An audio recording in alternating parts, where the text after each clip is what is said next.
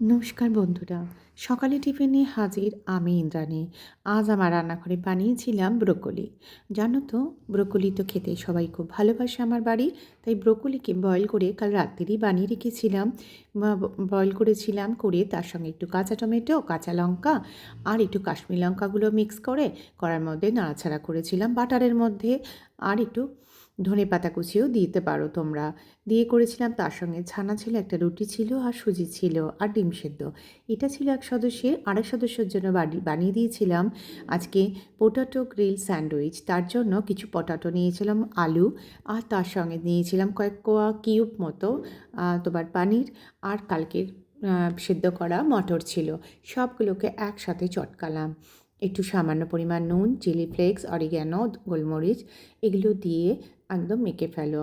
মাখার পর স্যান্ডউইচের মধ্যে এগুলোকে ঢুকিয়ে দাও। দেওয়ার পর আর যে সদস্যের জন্য বানাচ্ছি, ধনেপাতা ভীষণ পছন্দ করে, তাই এর সঙ্গে ধনেপাতাটাও অ্যাড করেছিলাম। ধনেপাতা কুচিয়ে দিয়ে দিলাম।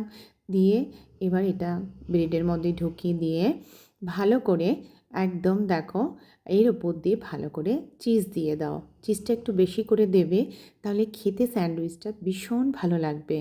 তোমরা একবার বানিয়ে দেখো, ভীষণ ভালো লাগে খেতে। তারপরে আমি গ্রিলে দিয়েছিলাম, 5 মিনিটের মধ্যে রেডি আমার এই স্যান্ডউইচটা। আর ভীষণ ভালো হয় খেতে, জানো তো। তাই তোমাদেরও এইভাবে বানাতে বলছি, আর তোমরা খেয়েও তারপর আমাকে জানিও তোমাদের এটা কেমন লাগলো স্যান্ডউইচটা। আমি জানি তোমাদের এটা ভালো লাগবে। তো এটা ছিল এক সদস্যের টিফিন। তার সঙ্গে ছিল মটর সেদ্ধ, তার উপর দিয়ে ধনেপাতা কুচি দিয়ে কিছু চিজ গ্রেট করে দিয়ে দিয়েছিলাম। খেতে খুব ভালো লাগে, খেয়ে দেখো একবার এইরকমভাবে। মটর সেদ্ধ আর তার সঙ্গে ডিম সেদ্ধ আর এই পোটাটো গ্রিল স্যান্ডউইচটা ছিল। তো তোমরা আজকে কে কী টিফিন করলে অবশ্যই কিন্তু আমাকে জানিও, কেমন? আর এই ছিল আমার সকালের টিফিন, তোমাদের সাথে করলাম শেয়ার। তো তোমাদের কেমন লাগছে আমাকে জানিও। তোমরা ভালো